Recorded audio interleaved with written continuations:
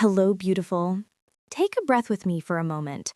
You're a modern woman in the middle of everything: deadlines, notifications, group chats, family expectations, career pressure, the constant hum of do more, be more, prove more.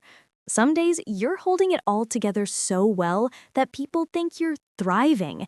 And yet, when the noise drops for just a second, there's this quiet question that floats up inside. What is happiness really, and why don't I feel it more often? Maybe you've been telling yourself, if I just work a little harder, if I just achieve that next thing, hit that next goal, then I'll finally feel okay. But then there are those nights when you're lying in bed, staring at the ceiling, phone in your hand, and something inside whispers, why am I still not happy? Why does it feel like something is still missing even when I'm doing everything I'm supposed to do? As a psychologist and healer who spent more than 20 years sitting with women in their most honest moments, I can tell you this: there is nothing wrong with you for feeling that way. The problem isn't that you're not trying hard enough. The problem is that the world trained you to chase happiness in all the wrong places. You were taught to run after the next achievement, the next compliment, the next box checked off on your to-do list.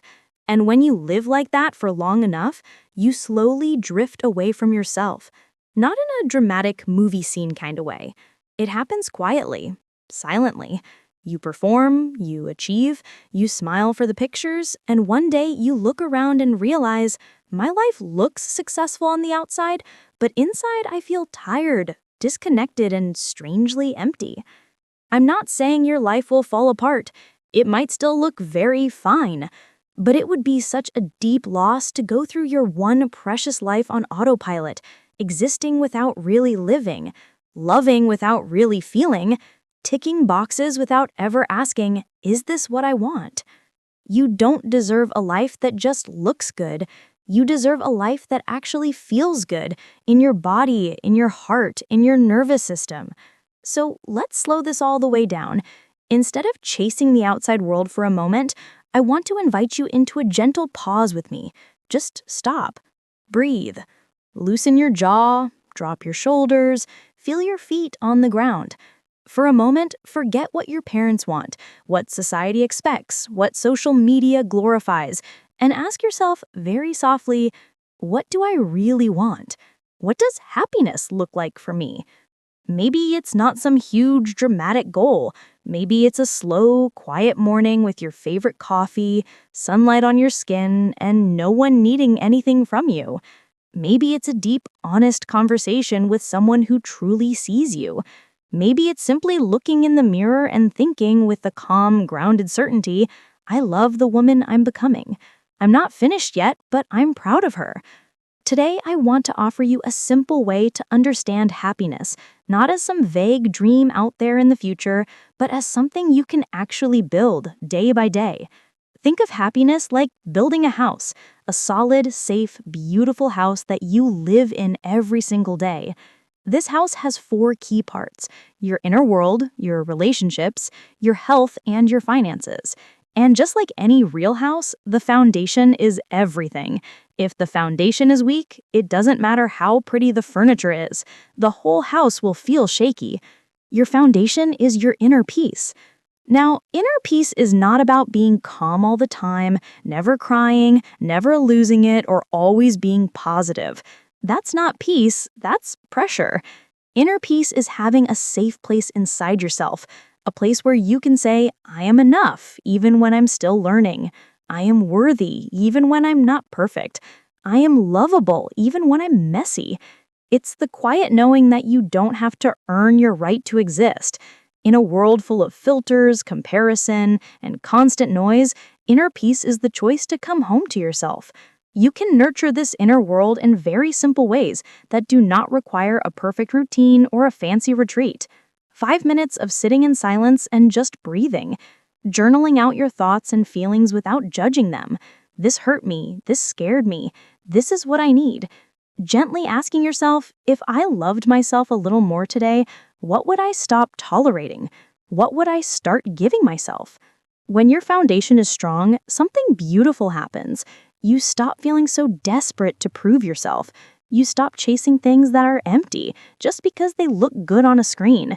You begin to accept your story, the scars, the mistakes, the chapters that didn't go as you planned, and you also begin to see the quiet, powerful woman you are becoming. Happiness often begins the moment you stop fighting who you are and start supporting who you are. Once your foundation is there, we look at the walls of your house, your relationships. These are the structures that hold you when life gets stormy. It's not about how many people you know, how many followers you have, or how social your life looks. It's about who you can truly be yourself with, who you can talk to without shrinking, without pretending, without putting on a performance. Build real connections. Call your family member you've been meaning to check in on. Send that text to a friend you miss. Spend time with the people who see your heart, not just your highlight reel. The ones who don't ask you to be smaller, quieter, or easier to love. Open your heart to deep love, not just impressive love. The kind that is honest and kind, not perfect, but real.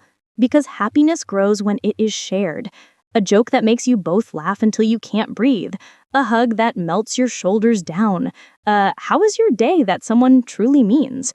These tiny, ordinary moments quietly stitch your heart back together. You don't need a big circle, you just need a true one. On the right side of your house is your health, your body, and your mind. This is the only home your soul will ever live in.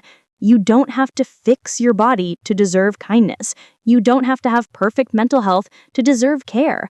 But you do get to treat your body and mind with respect. Eat in a way that makes you feel more alive, not more ashamed.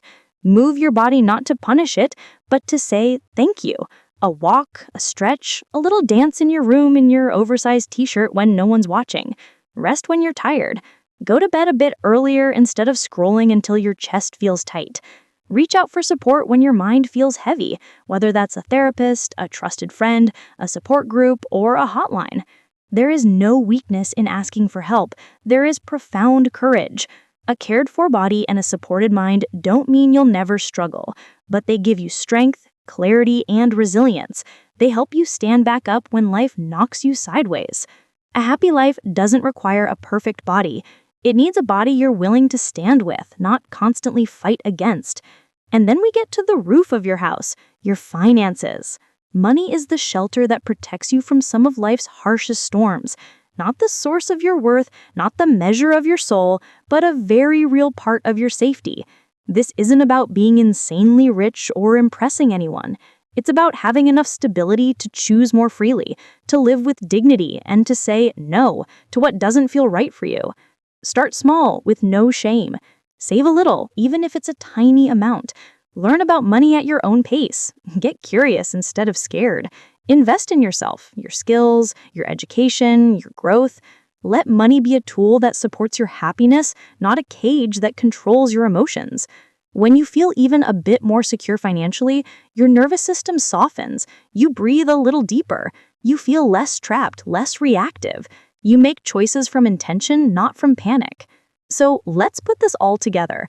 I want you to imagine a life where you feel at home inside yourself, not perfect, not always calm, but safe and accepted, where you are surrounded by a small circle of people who truly care about you as you are, where your body and mind are being cared for, gently, consistently, with love instead of guilt, where your money choices are aligned with your values and your freedom, rather than just your fears.